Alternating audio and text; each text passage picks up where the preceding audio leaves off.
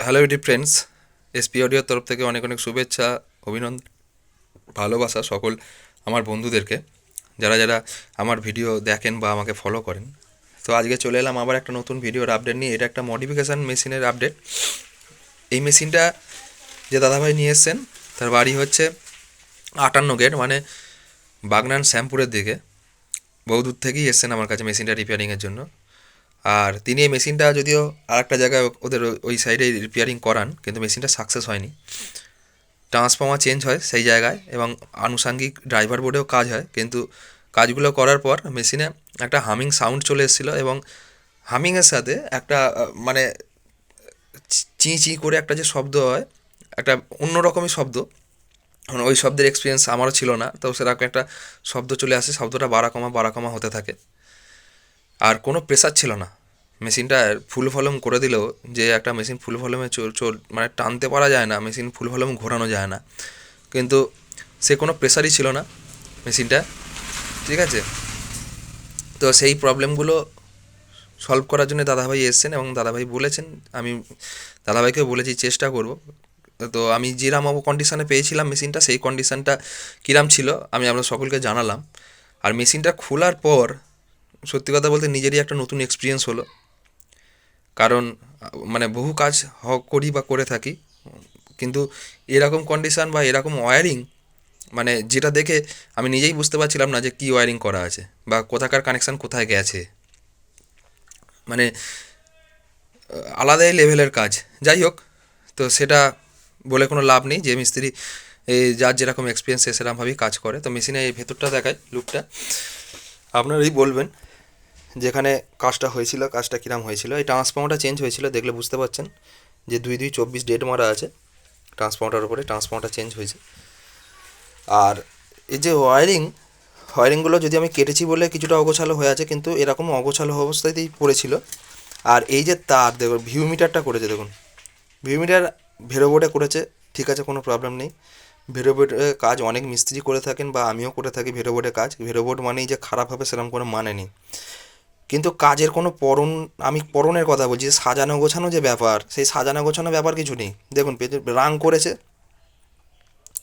রাংটা মানে কি বলবো, এটা আপনারই দেখে বলবেন যে কীরকম কী কাজ হয়েছিল যেখানে রিপেয়ারিং হয়েছিল। আর এবং এলইডির তারগুলো দেখুন 10 হাত লম্বা, এলইডিটা লেগেছে এখানে, আর ভিউমিটার বোর্ড বেরিয়ে যাবে ক্যাবিনেটের বাইরে, এতটাই লম্বা তার।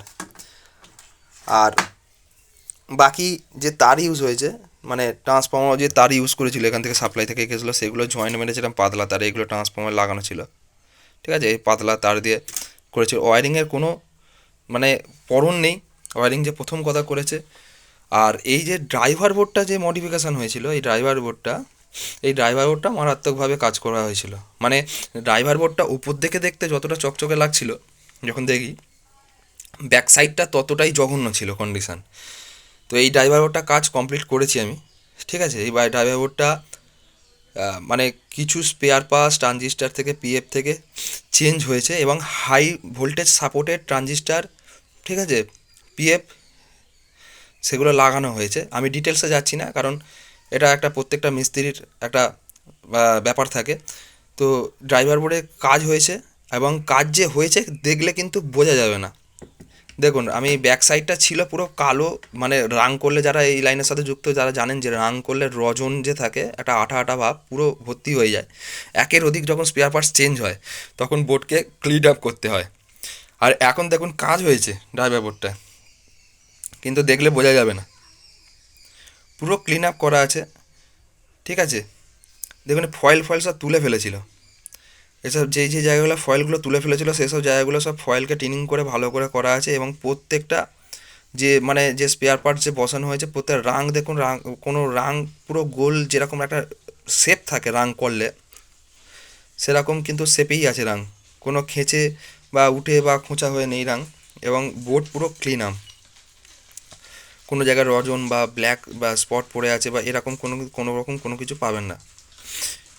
কারণ আমার বলার বক্তব্যটা এই জায়গায়, যে কাজ যদি ক্লিন আপভাবে করা হয় তাহলে পরবর্তী মিস্ত্রি যে কাজ করবে বা যে দেখবে তারও সুবিধা হয় কাজ। আমি জানি যে হ্যাঁ, এখানে তাতালটা ঠেকালে এই স্পার্টসটা উঠে যাবে, কিন্তু আমি পার্টটাকে বসানোর পর যে বোর্ডটা আছে যেরকম দেখতে, আমি যেন লুকটাও সেরকমই আনতে পারি, এইটা হচ্ছে আমার বলার বক্তব্য, যে কাজ অনেক রকমভাবে করা যায়।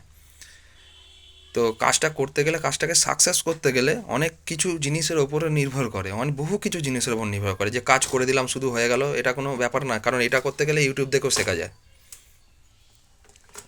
এইরকম কাজ করতে গেলে ইউটিউব দেখেও কাজ শেখা যাবে, সেটা নিয়ে অসুবিধা নেই। তাহলে ধরুন আমি যত বছর কাজ করছি, আমার থেকেও যারা বেশি সিনিয়র বা বড়, তাদের এক্সপিরিয়েন্স, তাহলে এক্সপিরিয়েন্সের দাম থাকতো না। অবভিয়াসলি যারা 20 বছর 30 বছর কাজ করছে তাদের এক্সপিরিয়েন্স বেশি হবে। তো আমি এটা বোঝাতে চাইছি যে একটা কাজ করতে করতে এক্সপিরিয়েন্সের ওপর একটা বিশাল বড় ভূমিকা পালন করে। দ্বিতীয় কথা হচ্ছে, একটা বোর্ড যখন রিপেয়ারিং হয় বা একটা রিপেয়ারিং কাজ যখন আসে, একটা কোনো অ্যাম্প্লিফায়ার বলুন বা কোনো কিছু বলুন, একটা নতুন জিনিস, কিন্তু আমি সব নতুন পার্টস গাঁথছি, আর সম্পূর্ণ সেটা আলাদা জিনিস। কিন্তু যখন একটা রিপেয়ারিং কাজ আসে, তার প্রত্যেকটা পার্টসকে ফলো আপ করতে হয়। যে দাদাভাই কাজটা করেছিলেন, তিনি ফলো আপই করেননি। তিনি যেগুলো দেখেছেন যে খারাপ, পাল্টে দিয়েছেন, মিটে গেছে। কিন্তু একটা জিনিসকে ফলো আপ করলে তবে বোঝা যায় যে সে পার্টসগুলো, কারণ অনেক সময় ডাস্ট পড়ে অনেক স্পেয়ার পার্টস ড্যামেজ হয়ে যায়, সেগুলোকে ফলো আপ করতে হয়। রিপেয়ারিং কাজ মানে প্রত্যেকটা জিনিসকে খুঁটিনাটিভাবে দেখা। তো যাই হোক, আমি বেশি গভীরে যাচ্ছি না, আর কেউ খারাপভাবে পার্সোনালভাবে নেবেন না। যে এটা মেন ব্যাপার হচ্ছে, এতে লস হয় কাস্টমারের, এতে আর কারোর লস নয়, কাস্টমারের লস। কারণ কাজটা যদি ফলো আপ না করা হয়, তাহলে আমি আমি ধরুন এখানে একটা, ধরুন সাপোজ আমি বলছি যে এইটা খারাপ আছে, এই ক্যাপাসিটারটা খারাপ, আমি যদি শুধু ক্যাপাসিটারটা খারাপ দেখি পাল্টে দিই, ঠিক আছে, আর কোনো কিছু ফলো আপ করলামই না। রিপেয়ারিং কাজে সমস্তটাই দেখতে হয়, তবে তার আউটপুট রেজাল্টটা ভালো হয়। আর বোর্ডটাকে পুরো ক্লিন আপ করে নতুন করে ওয়্যারিং হবে। পুরো মেশিনটা ওয়্যারিং কমপ্লিট হওয়ার পর অবশ্যই আমি আসবো, আর দেখবেন মেশিনটা সাউন্ড কোয়ালিটিও শোনাবো অবশ্যই।